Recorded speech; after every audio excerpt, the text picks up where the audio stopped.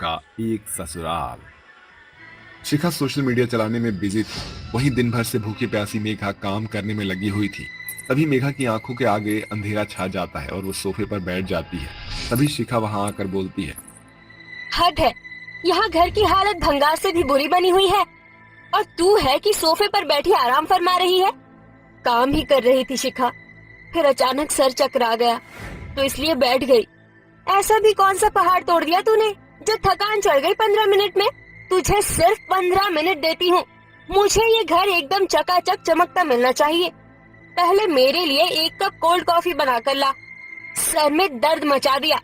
मेघा को अपनी धौंस दिखाकर शिखा पैर धमकते हुए कमरे की ओर बढ़ जाती है। तभी उसका पति शुभ ये सुनकर बोलता है।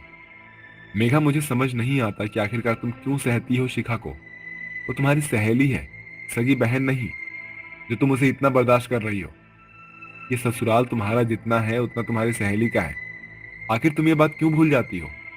इस पर मेघा डबडबाई आंखों से अपने पति शुभ की ओर देखते हुए बोलती है। मगर शुभ, शिखा मेरे लिए मेरी बहन से बढ़कर है। मैं ये तो नहीं जानती कि शिखा आखिरकार आजकल क्यों मुझसे कटी कटी रहती है। मगर एक वक्त ऐसा भी था जब हम दोनों सहेलियों के बीच बहुत प्यार था। ऐसा बोलते हुए आंखों से आंसू झलक जाते हैं, जिसके साथ उसकी आंखों के आगे पुराने दिनों की छवि छिटक पड़ती है। शिखा जल्दी कर। अरे बस आ गई। तू क्यों फटे ढोल के जैसे बज रही है? और ये क्या पहना हुआ है तूने? आज हमारे कॉलेज में साल की फेयरवेल पार्टी है और आज के दिन भी तूने ऐसा फीका पुराना सूट पहना है। मुझे पता था, इसीलिए मैं पहले से ही तेरे लिए सुंदर सी ड्रेस लेकर आई हूँ। फिर शिखा मेघा को फेयरवेल पार्टी में पहनने के लिए एक महंगी ड्रेस देती है, जिसे देखकर मेघा हिचकिचाते हुए बोलती है। मगर शिखा, ये ड्रेस तो बड़ी ही महंगी लग रही है।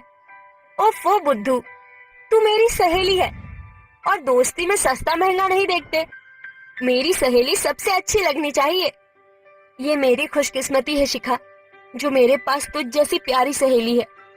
शिखा और मेघा के बीच अमीरी और गरीबी का बड़ा फासला बटा हुआ था। जहां शिखा अमीर राजवती की बेटी थी, जिनके घर कई बीघा खेत खलिहान से लेकर कई पक्के पुश्तैनी मकान थे, वहीं मेघा गरीब हरिहर की बेटी थी, जो राजवती के उन्हीं खेतों में काम किया करता था। बावजूद इसके दोनों सहेलियों के बीच भरपूर प्यार था।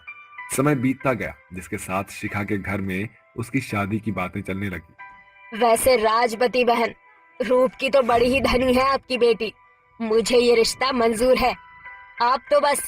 अचानक ऐन मौके पर मेघा वहां चली आती है और वेद का छोटा भाई शुभ मेघा की सादगी को देखकर दिल हार बैठता है।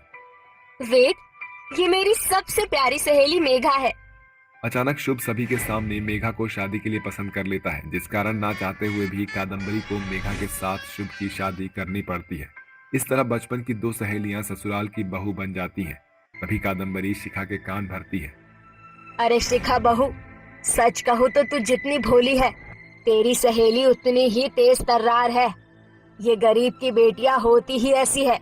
अमीर लड़के दिखते नहीं कि अपने लटके झटके दिखाकर उन्हें अपने जाल में फंसा लेती है। पैर की जूती पाँव में ही जचती है। शिखा पूरी तरह से अपनी सास कादम्बरी के भड़कावे में आकर मेघा से मनमुटाव रखने लगती है और शादी की पहली सुबह से दोनों के बीच अनबन शुरू हो जाती है। गुड मॉर्निंग शिखा, उठ गई तू? मैंने सभी के लिए बहुत कुछ बनाया है। अरे तो कौन सा एहसान कर दिया? इसे अपनी खुशकिस्मती समझ जो तुझे इतना बड़ा ससुराल मिला है। मगर अपनी औकात मत भूलना। अब खड़ी खड़ी मुझे घूरती ही रहेगी क्या? या चलकर मेज पर खाना भी लगाएगी? शिखा की कही बातें मेघा के मन को उसी क्षण तोड़कर रख देती है, जैसे उसने अपनी